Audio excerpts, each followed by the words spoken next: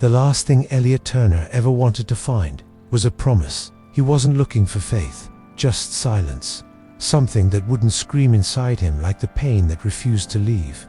The hospital was cold, but at least it didn't ask questions or expect smiles. It had been 3 days since he'd said a single word to anyone, and he liked it that way. Better than pretending to be strong.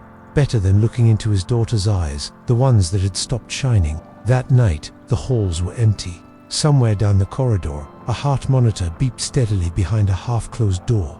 And that was when he wandered into the chapel by accident. A small room with worn wooden benches and the faint smell of old candles. Someone had left a stack of books in a corner, and right there, tucked between forgotten pages, a yellowed envelope stared back at him like it knew his name. Elliot opened it without thinking, just out of habit. There was a folded note inside, no signature, just a single line with purpose, a Bible verse, handwritten, as if someone had shouted onto the page what they couldn't say out loud. He read it and felt something he couldn't name. But what that phrase stirred wasn't just a chill, it was a warning, it was an answer, it was a beginning. If you've ever found faith when you weren't even looking, write the name of someone who needs healing in the comments right now. Because maybe, just like Elliot, that person isn't searching for a miracle, but needs to read something only you can help them find. And sometimes, the promise that changes everything begins with a forgotten envelope in the most unlikely place. He wasn't old, but he already felt defeated. At 48, Elliot Turner had collected more losses than memories. The kind of man who learned to smile with only one side of his mouth. The other part stayed silent, as if it had been amputated from the inside. He didn't talk much about the divorce, or about the brother he'd lost 3 years ago. He didn't tell anyone that. After that death, he never stepped into a church again, and he certainly didn't mention that, quietly. He had started drinking again almost every night until his liver begged for mercy, but his heart no longer knew how to respond. The illness came the way everything painful arrived in his life, slowly, almost politely. It started with fatigue, then back pain, then lab results that didn't add up, and finally, a technical name he didn't bother to memorize. The doctor used words like autoimmune, degenerative, chronic, and that was enough for Elliot to stop listening. He didn't want to know, he just wanted to sleep, or disappear, or something in between. At the hospital, he refused visitors. He didn't want his daughter to see him like that, worn down, hollow-eyed, reeking of hopelessness. He knew that, deep inside, she still hoped for the strong father who used to carry her on his shoulders. But that version of Elliot had been buried for years. What remained was just a man trying not to be a burden. He hated that room. The white walls mocked everything he'd lost. The digital clock marked every second like a sentence. And the prayers of other patients, those whispered through thin curtains, bothered him more than his symptoms. Because to Elliot, God had stopped answering a long time ago. Maybe he never even heard in the first place. On the 3rd day of his stay, a nurse walked in holding a patient survey booklet, part of some new hospital protocol. She asked what kind of food he liked, what music he listened to, what shows he watched. Elliot replied with just 3 words, "Doesn't matter, ma'am." She tried to smile but didn't press. She left the booklet on the bedside table and quietly stepped out. He didn't even glance at it. That night, he couldn't sleep. The pain was mild, but constant. Worse than the physical discomfort was the pressure sitting between his ribs like a stone. He got up, struggled into his sweatshirt, and decided to walk the halls, not out of faith, but boredom, or maybe fear that if he stayed in bed too long, he'd just disappear slowly and no one would notice. That's how he found the chapel. He didn't go in right away. He stood at the door, staring at the small silent altar. On the front bench lay a dried rose and a folded letter. He didn't approach. He let his eyes scan the room like they were looking for a flaw, as if he needed to find something wrong to justify his disbelief. But there was no flaw. There was silence. And, in a way, that silence said more than all the sermons he'd heard in his life. He stepped inside. The wooden floor creaked beneath his feet. The light was dim, golden. On a shelf sat a few books stacked like they'd been forgotten for years. It was all so simple, and so unlike the world outside. Here, no machines beeped, no footsteps echoed, and, more importantly, no one expected him to say anything. Elliot ran his fingers along the spines of the books, aimlessly. He picked one at random, an old book of prayers, but it felt heavy. As he flipped through the pages, something slipped out. An envelope, aged, sealed only by its own folded flap. No name, no return address, just the strange sense that this was no accident. He opened it. Inside was a piece of brown paper, handwritten, with trembling but deliberate strokes. A single phrase underlined in blue ink. "Have mercy on me, Lord, for I am weak." Elliot read it. He didn't know why it mattered. He didn't feel faith, but he couldn't throw it away either.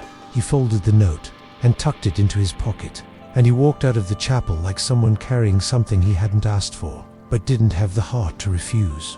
Maybe it was just coincidence, or maybe it was the beginning of a kind of answer he didn't yet know how to read. But whatever that phrase carried, it was still far from being fully revealed, and Elliot had no idea that that small decision to walk into the dark would one day lead him back to a light he'd buried inside himself long ago. The next morning, the note was still in Elliot's pocket. He couldn't say why he had kept it. It wasn't a conscious choice. It felt more like the way someone closes a letter without reading it, just so they don't have to admit they want to know what's inside. The paper was folded in quarters, already tearing at the edges. He unfolded it again, alone in his room, like someone staring at a map they don't know how to read. "Have mercy on me, Lord, for I am weak." It sounded more like a confession than a prayer. At breakfast, he refused the tray. He felt nauseous. Maybe it was the medication, maybe the emptiness. He asked the nurse if he could take a walk, didn't explain why, just said he needed to breathe somewhere besides that room. She nodded gently, and he left in silence. But his steps already knew where to go. The hospital chapel was at the end of Corridor B, past the cardiology wing, at that forgotten place. Few patients ever went there.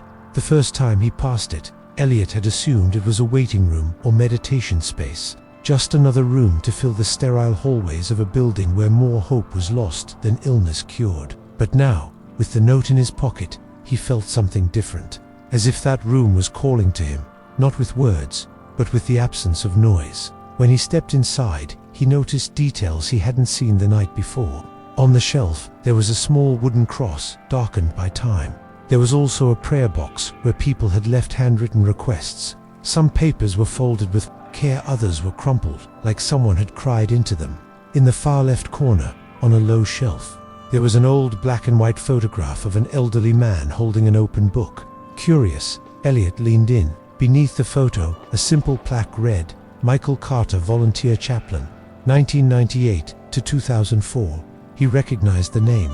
On his first day in the hospital, he'd heard a nurse mention it. Something about a pastor who didn't preach, but prayed like God was sitting beside him. Elliot had rolled his eyes at the time, but now, he wasn't so sure.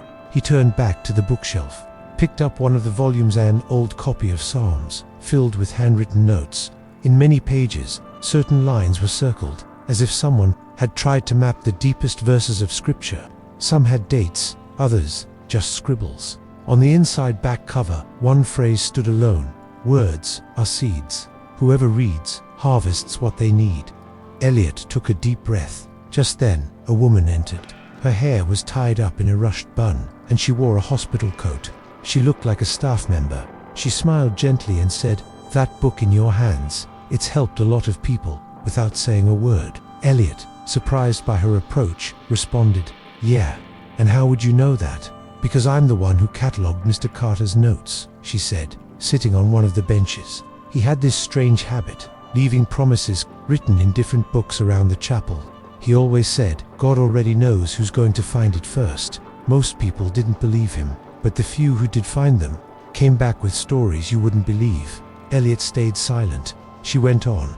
One man found a verse 3 hours before learning his wife had come out of a coma. A nurse read a psalm during a brutal overnight shift, and that same day, the patient she'd nearly lost suddenly improved. No one really understands it, but you feel it. You just feel it's not coincidence. "And this one?" Elliot asked, pulling the note from his pocket and handing it to her. She read it quietly, then closed her eyes for a moment, like someone who already knew those words by heart. "That was one of the last ones he wrote before he passed. I think there were only 2 or 3 like that. It might have been special." "Why special?" "Because he wrote it after learning he was sick. He was already hospitalized. He knew he wasn't going to leave that building. But he said God would still heal people through his words. Elliot felt a shiver crawl up his spine. "Do you believe that?" She smiled. "I believe there are wounds medicine can't heal, and healings that only come when the soul hears what it's been needing to hear." Before leaving, she gently placed her hand on his shoulder and said, "Don't throw that note away. It already knows the way. It just needs you not to lose it." Then she walked out. Elliot remained, alone, surrounded by shelves and promises. The note in his pocket now felt heavier, like it carried something he wasn't yet ready to understand. But something inside him had already changed. It wasn't faith, not yet. It was just silence without resistance. And that kind of silence was already more than he ever expected to feel again. That night, Elliot couldn't sleep.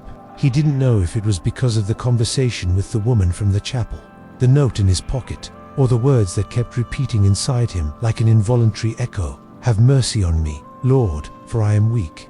It was as if that phrase were trying to carve out space in his chest, right where he used to hide what he felt. For the first time in years, he didn't turn on the TV in his room. He didn't pick up his phone either. He just lay there, staring at the ceiling, like someone waiting for an answer they never had the courage to ask for. At 3 in the morning, he got up, pulled on his grey sweatshirt, and returned to the chapel. It was empty, but it didn't feel that way. There was a presence in the air, one that couldn't be explained by decor or background music. It felt like the room was still holding pieces of prayer, like particles of faith that refused to settle on the ground. Elliot sat on the same bench as the day before. The note was still in his hand, but now it wasn't just paper. It was a question, a calling, and he wanted to know more. He went back to the bookshelf, searched for the annotated Psalms book, flipped through the pages one by one until he found, at the very end, an extra sheet taped inside. It was a letter handwritten. "If you found this book, it means God hasn't given up on you. Maybe you think it's too late, that your body's worn out, that your soul got lost. But listen, I thought the same thing, until one verse changed everything." Elliot read silently. Every line felt like it had been written for him, as if this Michael Carter had known that one day someone like Elliot would enter that room with more doubt than belief, but still willing to listen. "I wrote this verse when there was nothing left in me, no hope, no strength, but I left it here, because if it touched me when everything felt dead, maybe it'll touch you too." Below the letter was the same verse he had in his pocket, but there was more part he hadn't read before. "Heal me, Lord, for my bones are in agony. My soul is deeply troubled. But you, Lord, how long?" His throat tightened. Those words didn't feel ancient. They felt current. They felt like as if his pain had been written by someone else, long ago, and yet matched his perfectly. He returned to the bench. It was hard and uncomfortable, but he didn't care. He sat there for nearly an hour, saying nothing, just breathing in that silence so full of voices that didn't need sound. When he finally stood to leave, he noticed someone had left an envelope in the prayer box. He couldn't resist. He opened it. It was a note, written in rushed handwriting, signed by a woman named Angela. "Today, my son was admitted to the ICU. I don't know how to pray pretty. All I know how to say is, God, if you still do miracles, show me, show me." Today, Elliot closed his eyes. That hit him deep, because he didn't know how to pray pretty either. He didn't even know if he still remembered how to pray at all. But something inside him started to stir. He went back to his room, laid down again, and before closing his eyes, for the first time in a very long time, he picked up a piece of paper and wrote something not for himself, but for someone else. "I don't know what to do with this pain, but if there's anything beyond what the tests are saying, end me." He folded the paper, placed it beside the other note, and slept. The next morning, something felt different in the air. Not extraordinary, no instant healing, no light breaking through the window, just a lightness, as if the full weight hadn't disappeared, but had shifted just enough for him to move. The nurse brought breakfast. He accepted it, nodded a quiet thank you, and this time, he tried to eat. Didn't force it, but he tried. A few hours later, he asked the same nurse if he could return to the chapel. "Do you happen to know who Michael Carter was?" he asked. She paused, took a deep breath. "Not many people know the full story. He was a retired chaplain. He cared for his wife, who had Alzheimer's. She passed away right here in this hospital. After that, he started visiting patients and leaving those notes. He never wanted to preach. He used to say the right word at the right time. Was already a full sermon. And was he healed?" She looked down for a moment, thoughtful. Not his body, but his soul. Absolutely. Elliot nodded. He didn't say anything, but something inside him agreed, even if he didn't fully understand why yet. This time, when Elliot returned to the chapel, it wasn't out of curiosity. He came to listen, maybe even to believe. And as he stood there, gazing at the empty pews, he realized something no one had ever told him before, that sometimes the greatest healing isn't getting out of bed, it's learning how to get up from inside yourself. That same afternoon, Elliot's body began to show signs of surrender. First came the fever, then the intense nausea. Within hours, he was back in his hospital bed, pale, sweating, with vacant eyes. The doctors said it was a bad reaction to his medication mix. Adjustments would be made. Nothing unusual for his condition, but inside Elliot, nothing felt normal. It was like everything he'd built over the last few days. The quiet hope, the letter he'd left in the chapel, the slow-growing faith, had been hit by a train no one saw coming. And once again, he didn't know if he wanted to keep trying. He felt betrayed, but not by God, by himself, for letting his guard down, for believing, even for a moment, that something might actually change. That night, chills shook his body. He dreamed of faceless voices and endless corridors. Woke up unsure whether he'd been sleeping or drifting through reality. He asked them to turn off the lights. He didn't want to talk, didn't want to eat, could barely stand to breathe. But something didn't leave. The note. Even when everything in him screamed to let it go, he couldn't throw it away. He kept staring at those words like someone staring at a photo of a person long gone, and yet, somehow, still speaking from inside them. The hours dragged on. In the early hours before dawn, the sickness peaked. He vomited blood, was rushed out for tests, and in the waiting area, as they wheeled him through in a chair, he mumbled, "I knew it. Nothing really changes." The nurse pushing him said nothing. She simply placed her fingers lightly on his shoulder. It was the same gesture that woman from the chapel had used, as if hope had a signature, one that didn't need a name. Later, sedated and back in bed, he heard two nurses talking just outside the room. They were discussing a patient from the upper floor who'd just been discharged, an unexpected recovery. The word miracle slipped from one of their sentences. Elliot chuckled bitterly to himself. Miracles, he whispered, are things that happen to other people.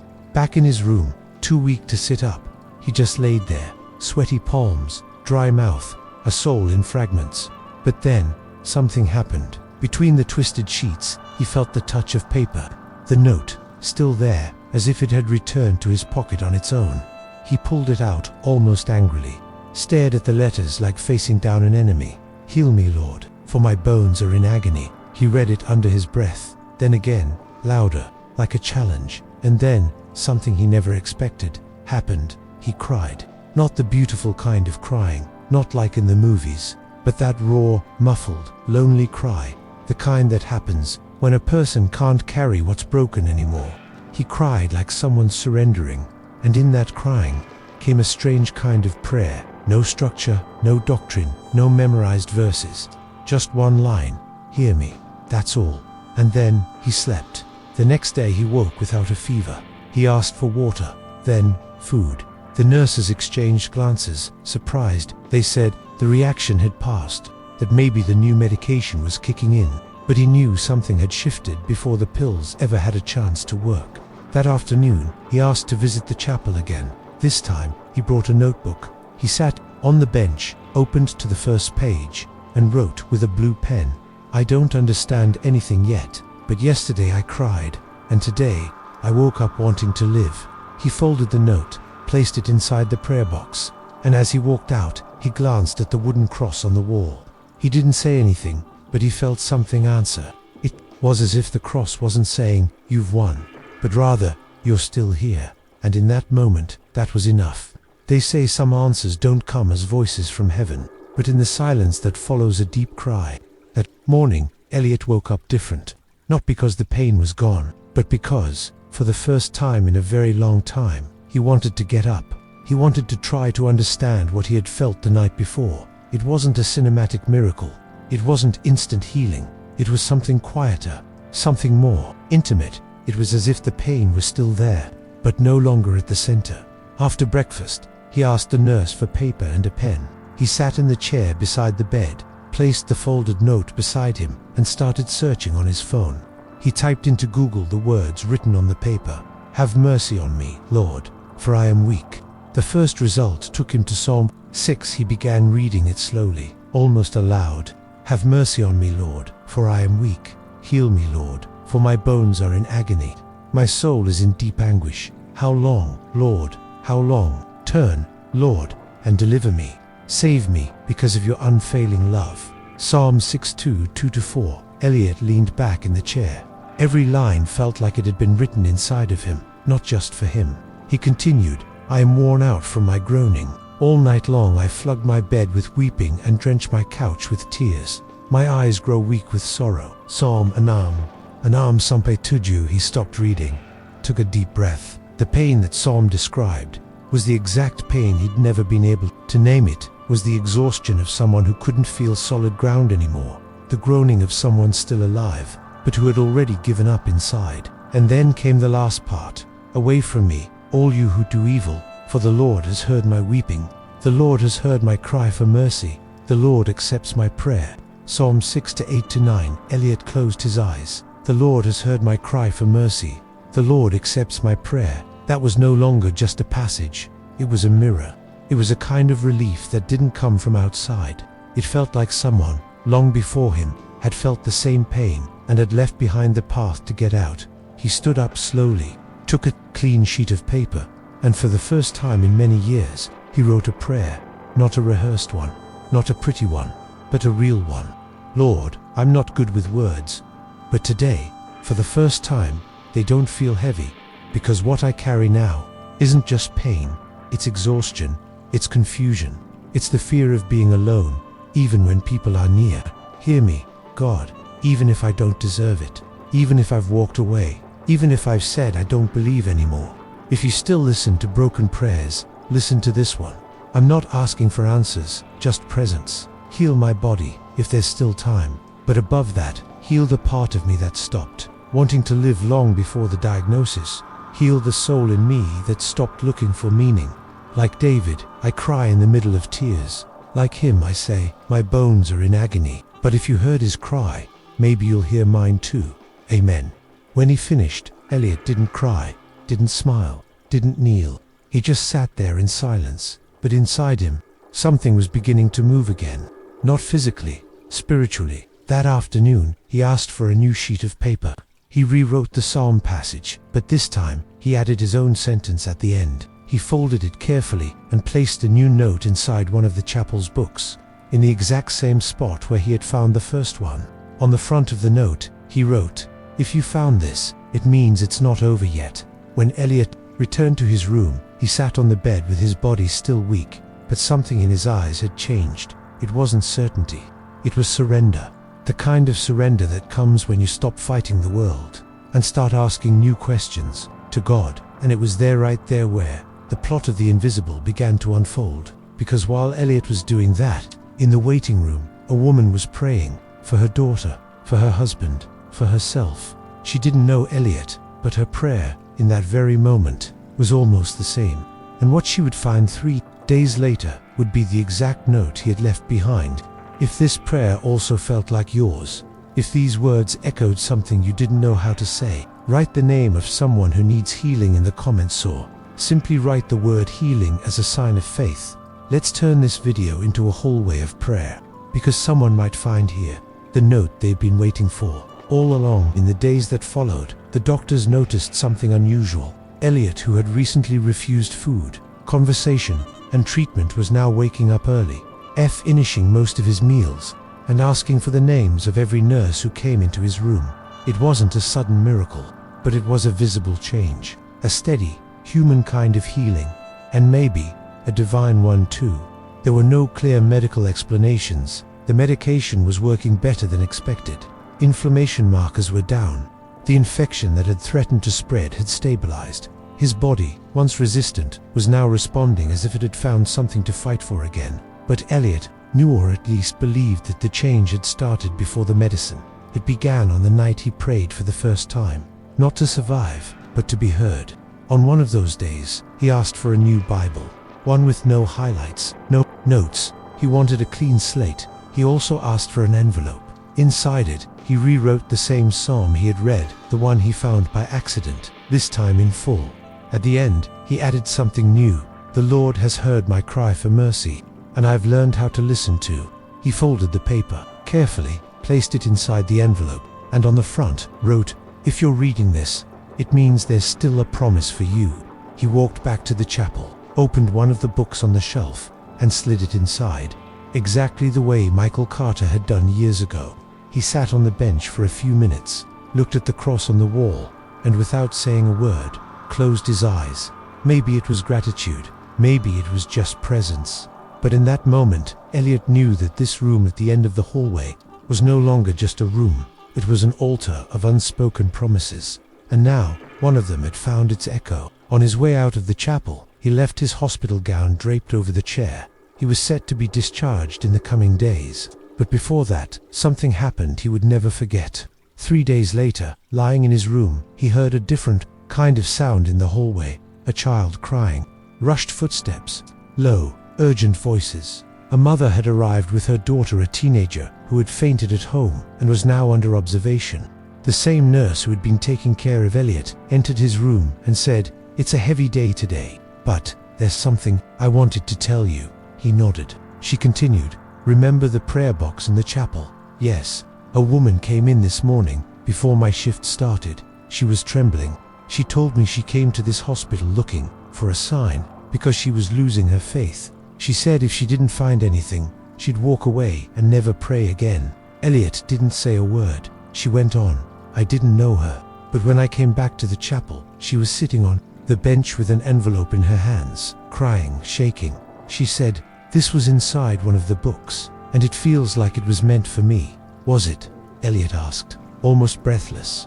"It was your envelope, Elliot, the one you left." He didn't respond. He just closed his eyes. Not from pain, but from something deeper, something he couldn't name.